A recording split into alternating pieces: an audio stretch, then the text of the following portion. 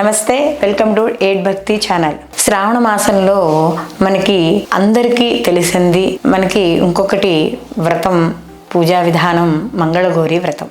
ఈ మంగళగౌరి వ్రతం అనేది కొంతమంది ఆనవాయితీగా చేయడం అనేది జరుగుతుంది. ఈ మంగళగౌరి వ్రతం నూతనంగా వివాహమైన స్త్రీలు 5 సంవత్సరాల పాటు ఈ మంగళగౌరి వ్రతాన్ని చేయడం అనేది జరుగుతుంది.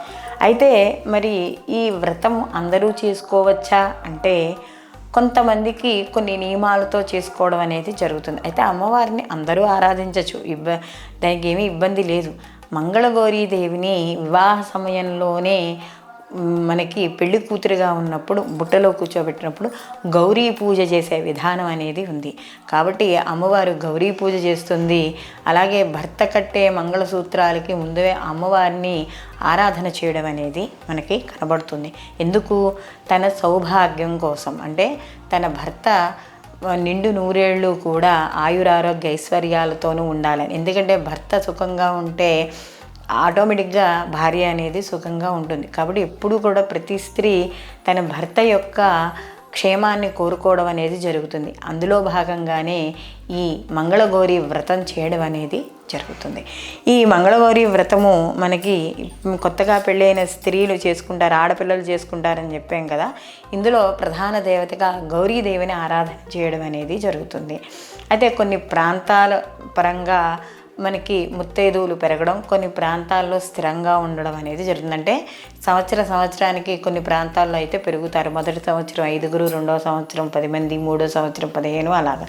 అయితే కొన్ని ప్రాంతాల్లో ప్రతి సంవత్సరము కూడా 5 ఇక్కడ తాంబూలం ఇవ్వడం అనేది జరుగుతుంది. మరి ఈ తాంబూలంలో ఆంతర్యం ఏమిటి? మంగళవారాలే ఎందుకు చేయాలి అనుకున్నప్పుడు మంగళవారానికి అధిష్టానం మనకి చెప్పుకునేది కుజుడు. కాబట్టి ఈ యొక్క కుజుడిని ఆరాధన చేయడం వల్ల స్త్రీలలో ఏమైనా కుజదోషాలు ఉన్నా అవన్నీ కూడా నివారణ అవుతాయి అనే ఉద్దేశంతో ఈ మంగళగౌరి వ్రతాన్ని చేయడం అనేది జరుగుతుంది.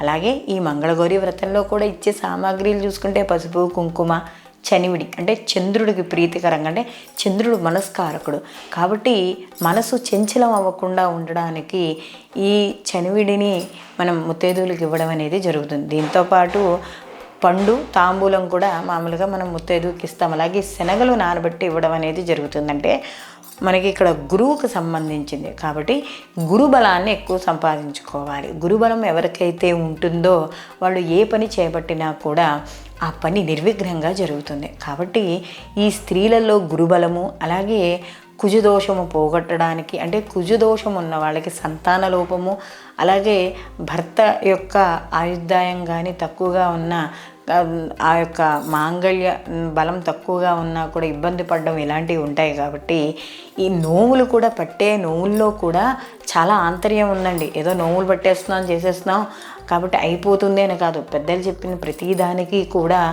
ఏదో ఒక చాలా విశేషమైన ఫలితాలు ఉంటే కానీ మన పెద్దలు చెప్పరు. అలాగే కొంతమంది అడుగుతున్నారు, మరి మంగళగౌరి వ్రతం అంటే వాళ్ళకి ఆనవాయితీ లేని వాళ్ళు కానీ లేకపోతే లేని వాళ్ళు ఏం చేయాలి? మంగళగౌరి వ్రతం ఆనవాయితీ అంటే పైనుంచి పెద్దల నుంచి వచ్చేదాన్ని ఆనవాయితీ అంటారు. మన పై పెద్దలు ఏదైతే చేస్తున్నారో అది మనం చేయాలి. ఒకవేళ మంగళగౌరి వ్రతం ఆనవాయితీ లేని వాళ్ళు, చేయలేని వాళ్ళు సేమ్ అలాగే కూడా చేయవచ్చు. ఎలా అంటే ఈ మాసం అంతా కూడా ఎవరో ఒకళ్ళకి ముత్తేదు, ఎవరు వస్తే ఒకళ్ళు అనుకోకుండా వచ్చారంటో అనుకోండి ఇంట్లోకి, వాళ్ళనే గౌరీదేవిగా భావించి కాళ్ళకు పసుపు రాసి బొట్టు పెట్టి ఏదో మీకు తోచింది, ఏదో పండో ఫలమో, ఓపికంటే రవికెల గుడ్డో, ఇంకా ఓపికంటో చీరో ఏదైనా సరే పార్వతీదేవిగా భావించి గౌరీదేవి స్వరూపంగా భావించి వాళ్ళకి ఇవ్వవచ్చు. అప్పుడు ఇక్కడ నోవు చేసుకున్న ఎంత ఫలితమైతే ఉంటుందో అలాగే మనకి ఇంటికి వచ్చిన ముత్తైదువును కూడా మనకి అదే విధంగా మనము అమ్మవారికి ఇవ్వడం వల్ల కూడా ఆ గౌరీదేవుని పూజనించినంత ఫలితమే మనకి రావడం అనేది జరుగుతుంది. కాబట్టి ఇందులో ఎటువంటి సంశయం లేదు. మేము నోవులు చేయలేకపోతున్నాం, వ్రతాలు చేయలేకపోతున్నాం అని అనుకున్న వాళ్ళందరూ కూడా బాధపడాల్సిన అవసరం లేదు.